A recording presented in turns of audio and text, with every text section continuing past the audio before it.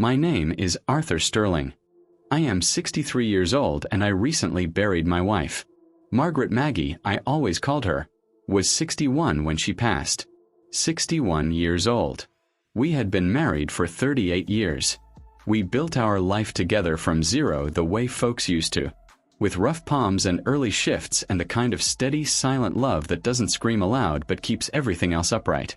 And then she was gone. A coronary event, the nurse at General Memorial said. He said it like it was a transit report.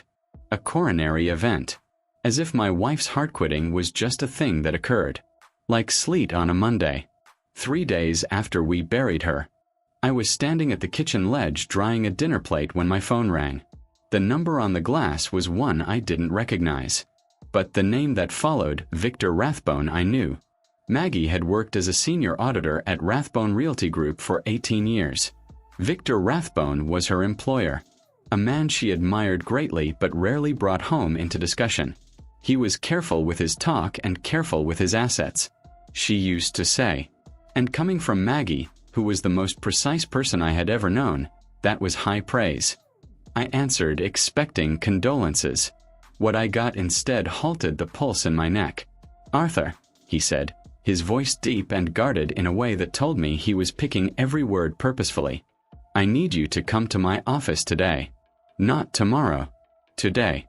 And I need you to come alone. Do not tell your son or his wife where you are going."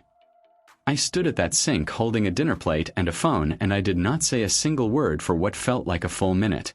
"Why?" I finally managed. "Because of what Margaret left me," he said. "And because of what I believe is happening to you right now in your own home. Arthur, please. I would not call you the week you buried your wife if it were not urgent." I looked up from the sink. Through the kitchen doorway, I could hear my son Julian and his wife Sarah in the living room. Their voices were low, almost secretive. Julian had flown in from Vancouver the day Maggie was admitted to hospital and had not left since. Sarah had arrived 2 days later. They had been helpful at first, handling the funeral home tasks, the wreaths, the cousins. Helpful in the way that people are when they want something and are waiting patiently for the right moment to ask for it. That morning, over coffee I couldn't drink, Julian had placed a folder on the table in front of me. "Estate settlement," he called it. "Just paperwork that needs to be handled sooner rather than later, Dad. Before things get complicated." He said the word complicated like it meant something specific. Something I was too old or too grief-hollowed to understand. I had told him I needed more time. He had smiled and said, "Of course." But his eyes had said something else entirely. I told Rathbone I would be there by 2 o'clock. I hung up. I set the plate down very carefully. The way you set something down when your hands have started to shake and you don't want anyone to notice. Getting out of the house was easier than I expected. I told Julian and Sarah I was going for a drive, that I needed air, that I might stop at the gravesite. Julian offered to come. I said no. Sarah watched me from the couch with an expression I couldn't quite name. Something between concern and calculation. I did not look back when I pulled out of the driveway. Rathbone Realty Group operated out of a steel and limestone building in downtown Kingston overlooking the water. I had been there once before years ago, to pick Maggie up after a holiday dinner. Victor Rathbone met me at the lobby himself. He was a tall man in his mid-60s, silver-haired, with the kind of unhurried manner that came from decades of managing complicated situations without raising his voice. He shook my hand with both of his. Then he led me upstairs. He did not offer small talk. He sat me across from his desk and he set down 2 things in front of me. A sealed envelope with my name written on the front in Maggie's handwriting and a manila folder, which he did not open yet. "She left this for you," he said, nodding at the envelope. "In her office safe with a note attached that said, 'If anything happens to me, give this to Arthur. Do not let Julian see it.'" I stared at the envelope. The handwriting was hers, unmistakably hers. That careful, slightly right-leaning script she had used for 38 years of grocery lists and birthday cards and notes left on the kitchen counter. Before I could reach for it, he placed his hand gently on top of it. "There is someone I need you to meet first," he said. He is waiting for us." The man in the conference room was not what I expected. He was sitting at the far end of the table with a paper coffee cup and a laptop, wearing a fleece vest over a flannel shirt, looking more like a fishing guide than anything else. Frank Delacroix, Rathbone introduced him. A private investigator he had retained 2 months earlier. Frank shook my hand with a grip that was dry and businesslike. He looked at me the way people look at accident scenes, carefully, without flinching. "I want to say right away that I was not investigating your wife," Rathbone said before I could ask.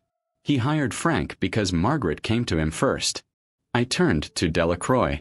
"Your wife contacted Mr. Rathbone 3 months ago," Delacroix said, his voice flat and even. "She was frightened. She believed she was being made ill deliberately. She had begun to suspect the source was something in your home, and she was worried about you." I sat down. I did not remember deciding to sit. "She thought she was being poisoned," I said. The word felt absurd coming out of my mouth, like something from a television movie. People in Kingston, Ontario, did not get poisoned.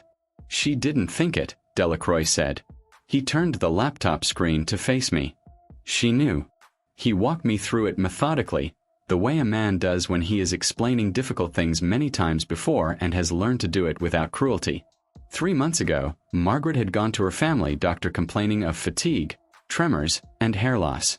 She had asked specifically for a full toxicology screening, telling the doctor she was concerned about environmental exposure from renovation work we had done in the house. It was a lie, Delacroix said, but a careful one. She already suspected the truth. She just needed the proof. She had contacted Rathbone the same day she submitted the blood work. She asked him to intercept the lab results, bypassing our family doctor entirely because she was afraid the results might be tampered with if Julian or Sarah had any way of accessing them. The results, Delacroix said, sliding a printed report across the table, showed elevated thallium levels consistent with repeated low-dose exposure over a period of months. I looked at the report. The numbers meant nothing to me. The word thallium meant nothing to me. I said so. Delacroix nodded. "It's a heavy metal. Historically used in rat poison before it was banned in Canada in the 1970s, but still accessible through certain channels. Administered in small amounts over time, it mimics neurological decline, fatigue, hair loss. It's slow. It's patient, and in an older woman already under stress, it looks like exactly what her death certificate said it was." "Cardiac failure," I said. "Induced," Delacroix said. Her heart was under sustained chemical stress for months. It didn't give out. It was worn out on purpose. The room was very quiet. Outside the window, I could hear the waterfront traffic. The ordinary sounds of an ordinary Tuesday afternoon in Kingston. "Who?" I said. My voice came out like a flat stone. Rathbone leaned forward. "Arthur, your son has been in serious financial trouble for several years. He did not tell you because he could not afford for you to know." I shook my head. "Julian had a good job in Vancouver. Tech project management. He and Sarah had a house in Burnaby. We had lent them money twice. Early on when they were getting started. And he had paid it back both times. I knew things had been tighter recently. Something about a contract ending. Some business he had tried to start. But serious trouble. $340,000, Delacroix said. That is the current estimate of his personal debt. Most of it through a combination of margin trading losses in his TFSA and RRSP money he borrowed against and lost in what appears to be a sustained online gambling problem going back at least 4 years. Sports betting primarily. He owes money to at least one private lender operating outside of regulated channels." I thought about the renovation Julian had mentioned wanting to do on the Burnaby house. The new truck Sarah drove when they arrived. Small things that had not seemed to add up and which I had not examined too closely because he was my son and I trusted him. "He has been attempting to access your retirement accounts for the past 18 months, Delacroix continued. "The accounts you gave him signing authority over when Maggie got sick to help manage the household bills. He has made 3 unauthorized transfers. Small amounts individually. Difficult to notice unless you were looking specifically."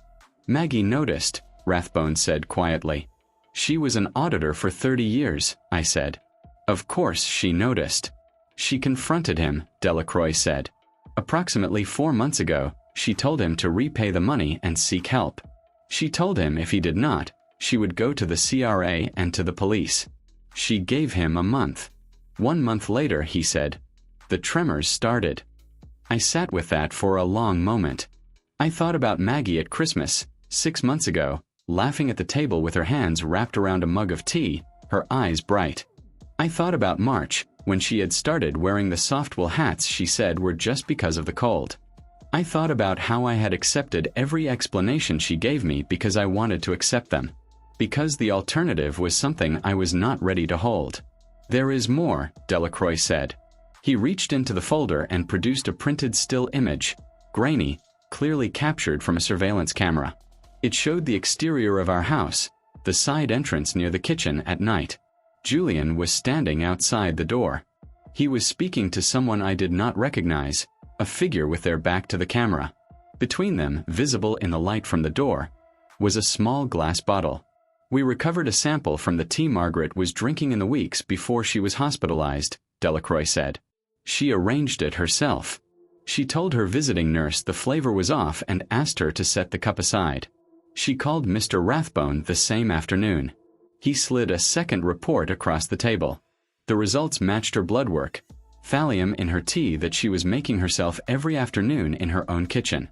And he said it then, the thing he had been building toward, the thing I had known was coming since the moment Rathbone told me not to tell my son where I was going. We believe you are also being exposed, Arthur. The fatigue you have been feeling since Margaret was admitted to hospital, the joint pain you mentioned to your GP last month. He tapped the second report. We tested your coffee mug, the one that was left in the dish rack at your house, the one Julian's wife washes every morning. My mouth was dry. The levels are lower than your wife's, Delacroix said. Chronic rather than acute. They were not trying to kill you quickly. They needed you alive long enough to sign over the estate and then long enough for your decline to look natural. 6 months, maybe a year.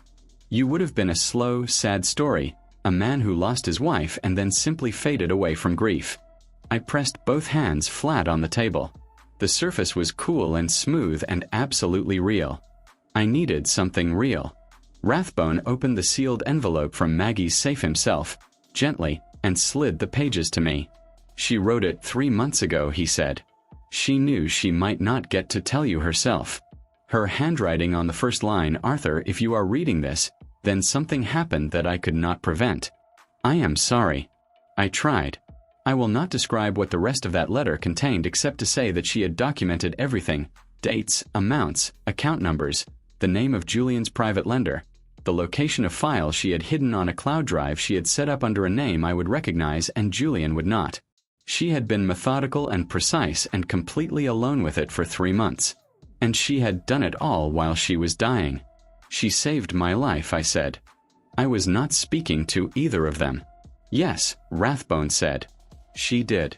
The rage that moved through me then was not hot. It was cold and very clear, the way cold gets in January in this part of Ontario, when the air has no moisture left in it and everything it touches becomes brittle. I had worked construction for 35 years. I had framed houses and poured foundations and stripped buildings down to their bones. I knew what things were made of underneath. I had just learned what my son was made of. There is a problem, Delacroix said, with what we have right now. I looked at him. The coffee mug is circumstantial. Julian's lawyer and with his lender connections, he will find a capable one will argue contamination. He will argue Maggie's illness was natural. He will argue the accounts were managed with your implied consent. Thallium is difficult to source and we cannot yet connect him directly to the purchase. So what do we do? I said. Delacroix looked at me steadily. He did not soften it. We catch him doing it, he said. On camera with the substance in hand. And we need the chain of evidence to be unbroken. We need the RCMP to be the ones who retrieve the cup. No reasonable doubt. No supplement defense. The act, the substance, and the arrest together. He let that sit. To do that, he said, you need to go back to the house. I will skip over the part where I argued. I will skip over the part where Rathbone looked uncomfortable and Delacroix waited with that patient, immovable expression that told me he had delivered this particular request before and knew that eventually the person across from him would arrive at the only answer that made sense. I will only say that it was Maggie's letter that decided it. Not because she asked me to do anything. She didn't. She just told me the truth and trusted me to know what to do with it. She had been protecting me for 3 months without my knowledge. The least I could do was finish what she started. Here is how Delacroix explained it. Julian and Sarah expected me back by evening. They would not panic if I came home with a reasonable story. Grief made people unpredictable. I could say I had driven out to the lake, to the old property where Maggie and I used to camp with Julian when he was small. That would explain the time and give me a reason to seem softened, nostalgic, easier to manage. Delacroix's team would enter the house while Julian and Sarah were occupied elsewhere. I would take both of them out for dinner, one last family meal before the estate paperwork. I would insist on it and they would place equipment in the kitchen, a camera in the range hood, audio in the clock on the counter. The RCMP had already reviewed the lab reports. They were waiting. 2 plainclothes officers were prepared to move in the moment the substance was confirmed in the cup. I would have an earpiece. Delacroix would be parked nearby. If anything felt wrong, I used the word clearly, any variation of Maggie's name in a sentence where I wouldn't normally use it, and they would come in immediately. But the key, Delacroix said, was the coffee. I needed to ask Julian to make it for me, specifically and freely, in front of the camera. I needed to create the opportunity and I needed it to look like exactly what they expected. A grieving, pliant old man, clear his throat, leaning on his son. The drive back to the house was the longest 20 minutes of my life. I parked in the driveway. I sat in the truck for a moment with my hands on the wheel, looking at the house Maggie and I had owned for 26 years. The garden she had planted along the front walk, the porch light she always left on when I worked late. I went inside. Julian was in the kitchen. He looked up when I came through the door and I saw the flicker, not worry, not relief, assessment. He was checking whether I was still manageable. "Where did you go?" he asked. His voice was careful. "Out to the lake," I said. "Millhaven Road. We used to take you out there in August when you were young. You remember." Something shifted on his face. The calculation softened into something that looked almost like guilt, but I knew better. "Yeah," he said. "I remember." I sat down at the kitchen table. I let my shoulders go. I let my hands sit open and loose in front of me, the way a man does when the fight has gone out of him. "You were right," I told him. "About the paperwork. I've been avoiding it because it makes everything feel final, but I understand what needs to happen. I'm not trying to make this hard." He exhaled. Sarah appeared in the doorway. She had the folder. "Dad," she said, her voice gentling into that particular register I had come to recognize as her performing care. "We just want to make sure you're protected. That's all. So you don't have to worry about any of it." "I know," I said. "I know that. But before we do any of that," I said, "I want to sit down together as a family, one more time, the 3 of us, before things change. Could we do that? Could we go to dinner tonight? Maggie used to love that Italian place on Princess Street. I haven't been able to go back since she died, but I think I'm ready." They exchanged a look. The dinner was an inconvenience. I could see it, but I was about to sign their documents and they were not going to risk antagonizing me over a restaurant. "Of course," Julian said. "Yeah, that sounds good."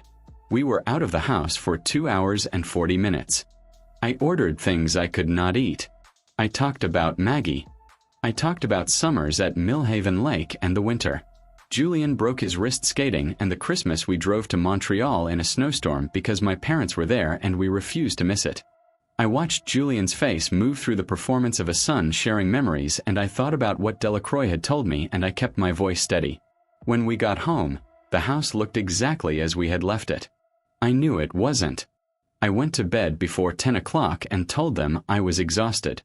I lay in the dark in the room Maggie and I had shared for 26 years and I listened to the sounds of the house settling. I did not sleep. At 2 o'clock in the morning, I heard their voices through the wall of the guest room, low and urgent. Julian's voice tight and impatient. Sarah's voice clipped and precise, saying, "We do it tomorrow morning. It has to be tomorrow morning. We can't wait any longer." I lay there and I thought about the lab report. The thallium levels, the slow and patient arithmetic of it. At 7:15 in the morning, I heard them in the kitchen. I dressed carefully. I buttoned the top button of my flannel shirt, the one where Delacroix had secured the transmitter the evening before, when I had stopped at a Tim Hortons 2 blocks from the house on the pretense of needing coffee and had instead sat in a booth for 11 minutes while a young woman in a down jacket attached equipment to my clothing with the quiet efficiency of someone who did this regularly. I went downstairs. Julian was at the counter. Sarah was at the table with the folder open. She looked up and smiled at me, that smooth, practiced smile. "Morning," she said brightly. "Sleep okay?" "Not really," I said. I sat down. I rubbed my face. I let the exhaustion show, which was not difficult because it was real. You look at your son making coffee in the kitchen where your wife used to stand, and it is not difficult to look like a man who is being slowly destroyed by grief. I said, "Julian, I know you're going to say this is silly, but could you make that proper coffee? Not the machine. The pour-over, the way your mother used to. I miss the smell of it. I know it takes longer. I'm sorry." He turned from the counter. Something moved across his face, quick as a shadow. Not love, not sentiment. Recognition. The trap was ready, and I had just walked into it myself. And he knew it. And that knowing gave him a particular satisfaction that he could not entirely keep out of his expression. "Of course, Dad," he said. "Go sit in the living room." 37 seconds. Delacroix had watched it with me once in a coffee shop in Westboro, his laptop open on the table between us.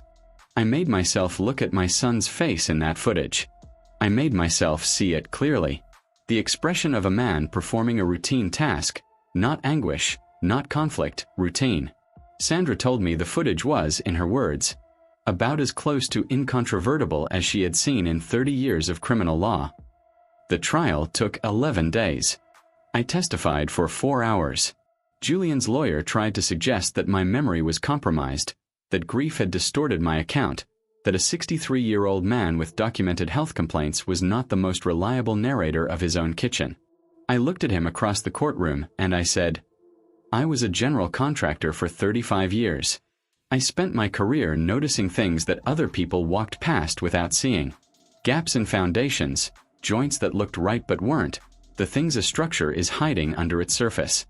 I have spent the last 4 months learning that I was also living inside a structure someone was hiding from me.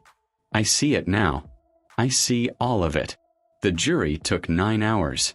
Guilty on all charges.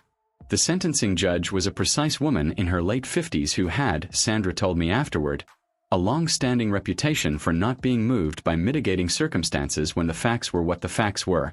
She sentenced Julian and Sarah each to 12 years with eligibility for parole at 1/3 subject to conditions. She said before she finished that she was particularly troubled by the premeditation involved in the deaths of a woman who had spent her final months attempting to protect her husband while being systematically poisoned by her own child. Julian did not look at me when they took him out. I looked at him. I watched him all the way to the door because I wanted to remember his face accurately, without the revisions that grief tends to make. I needed to know what I was carrying forward and what I was leaving in that room. I walked out of the Ottawa courthouse on a morning in early May when the trees along Elgin Street were full and green in a way that felt almost aggressive after the long gray winter. Rathbone was waiting at the bottom of the steps. He did not say anything. He handed me a paper cup of coffee from the shop across the street and stood beside me while I drank it and looked at the ordinary, indifferent beauty of the street going about its business. I went home eventually. The RCMP had finished their work.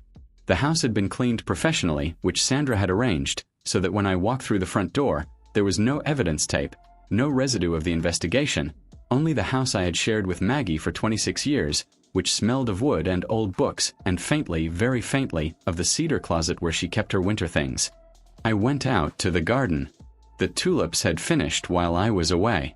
She had planted the late-blooming varieties along the back fence, and those were still going, pink and deep red against the fence boards. I sat on the porch step and looked at them for a long time. She was the most honest person I have ever known. She caught a theft and tried to give her son a chance to fix himself, and it cost her everything. She spent her last months quietly and methodically building a case that she would never see resolved, doing it all without alarming me, without burdening me, without letting me see how frightened she was. She planted tulips in October while her hands trembled, and she knew why they trembled, and she planted them anyway, because she believed I would be there in spring to see them. She was right. I was there. If you have ever been made to feel like the clueless one, the one who doesn't understand the new world, the one who can be managed, listen to me. Margaret Sterling was 61 years old, and she was dying, and she was still 3 moves ahead of everyone in that house. Don't underestimate what quiet people know. Don't underestimate what the people who love you are doing while you're not watching. And if you are sitting with the feeling that something in your own life doesn't quite add up the way I had been sitting with it for months without letting myself look directly at it, look at it. Whatever is on the other side of that look, it is better to know. Tell me in the comments if this story moved you. Tell me where you're watching from. And if someone in your life is the one who always keeps the lights on and the account straight, and never asks for anything in return, tell them today while you still can. Like this video if you believe that the truth always finds its way out, and subscribe to Ruthless Vengeance, because the stories I bring you are not easy, but they are real and they matter.